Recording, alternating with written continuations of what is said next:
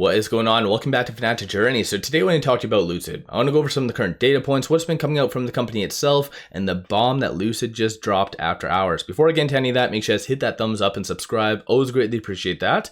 And with that said, let's get right to it. So Lucid did go down 2.54% throughout the day. After hours, about 3.25%. And both had their separate reasons. So when it comes down to Lucid go down 2.54%, that was largely because of this. So Lucid, alongside with eBay, Align, Zoom, they're all getting kicked off the NASDAQ 100 by December the 18th. And what that means is any institutions that held Lucid, for instance, because of this inclusion, will ultimately have to sell. So in my opinion, I think it's just going to add a little bit more selling pressure from now until December the 18th.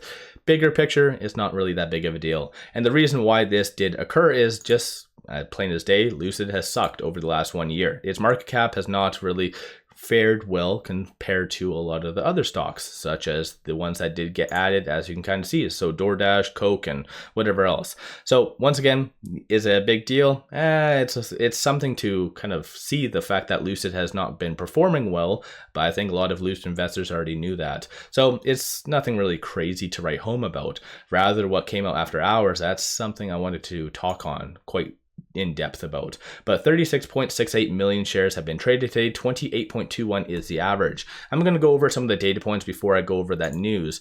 But $824,000 in calls being purchased versus 1.34 million in puts. So based on this, people are anticipating for it to trend down, and most of the puts were in fact purchased during the last 5 minutes of the trading day. Looking at some of the actual call options that were purchased today, it is anticipated for it to close above $5. And looking at some of the puts, it's anticipated to close roughly around or below the $4.50. So both make sense when it comes down to the technicals, but keep in mind a lot of this does not encumber the news that really came out after hours. So tomorrow will be a very interesting day, especially with CPI and a lot of the other data points that's going to be coming down the pipeline.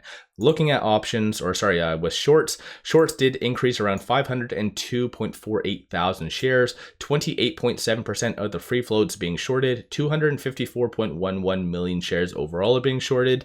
Cost to borrow average is 16.46, and cost to borrow minimum is negative 0.92%, meaning there is a broker out there physically paying people to short Lucid. I haven't seen that type of manipulation in quite some time, but still, regardless, I don't know, it kind of sucks, but it is what it is. Through Interactive Broker, short availability does indicate that there's around 450,000 shares available to be shorted. So based on what happened today, so Lucid closing red, shorts increasing their positions, that does kind of signal that they feel that it's justified and that more downtrend is coming.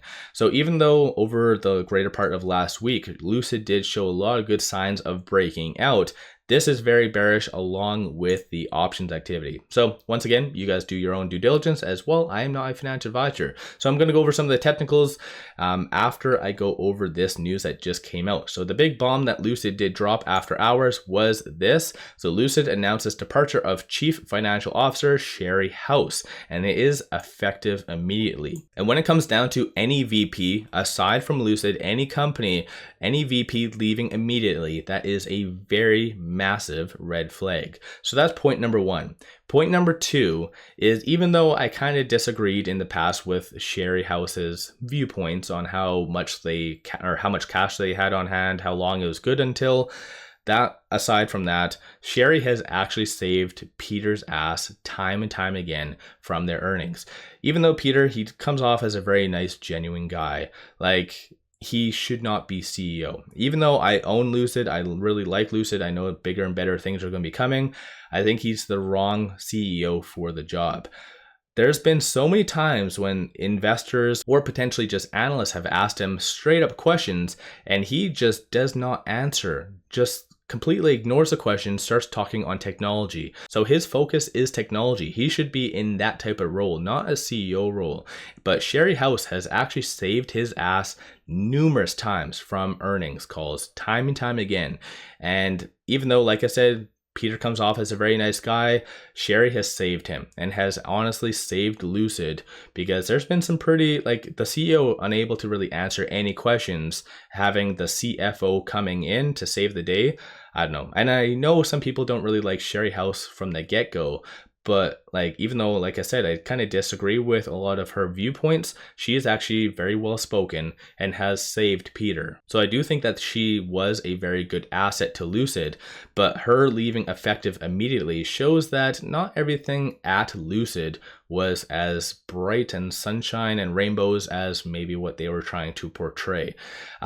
Then again, they've done, I guess, was it 3 massive VP swap outs over the last year and a half. So clearly things aren't always good there. But the fact that Sherry House like has been their backbone to save them, this is just very, very bad. So yeah, it kind of shows that it looks like they're doing some other changes, that it looks like Gagnon, Lucid's current VP of Accounting and Principal, will additionally serve as the interim CFO. So they're just kind of moving things around, but still, this is a very big hit to Lucid. Some people might be very happy, but I don't know. This kind of shows that there is some skeletons in Lucid's closet that maybe isn't that best. But then again, what do I know, right? I'm not a financial advisor. So this, in reality, I think we'll definitely see a big change during their upcoming Q4 earnings, probably in February-ish, if I remember correctly, somewhere around there, first or second week of February. But yeah, well, this I don't really like by any means, but I could be wrong. What's your viewpoint on this news? Do you think that this is good for Lucid? Do you think that this was justified? It's really weird to see that the CFO is getting swapped out prior to the CEO, but this does show that if Lucid still does continue to underperform the broader market, then Peter most likely is going to be next. But again, that's just something we'll just have to wait on. So going over some of the actual options activity, or sorry, the technicals. So right now, with it closing at $4.61 and after hours going to $4.47, it is between this P and this R1. And like I said, the majority of last week, there was a lot of good optimism for it to get above this R1 and break out into the $5 plus. But because of this CFO news, I don't know. I think that might dampen it a little bit more, even if there is some positive CPI data coming out tomorrow.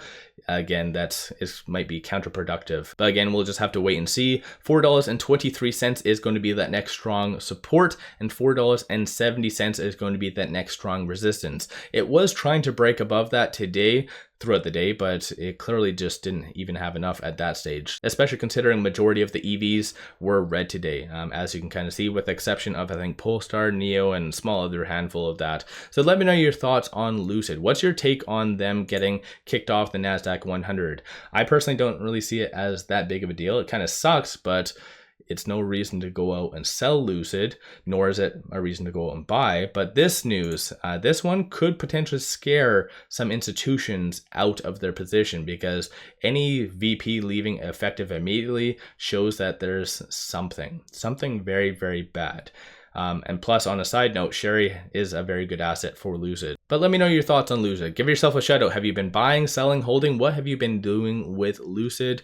And don't forget to hit that thumbs up and subscribe. Always greatly appreciate that. And one final thing, take advantage of this promo only up until December the 31st. It actually even has a Lucid kind of tag right there, so take advantage of that. Sign up for an account with Moo, throw $100 at it, and you get 5 free stocks. Each stock is valued up to $2,000, so this is a win-win. Link in the description below or the comments, so take advantage of that. With that said, appreciate all of you watching.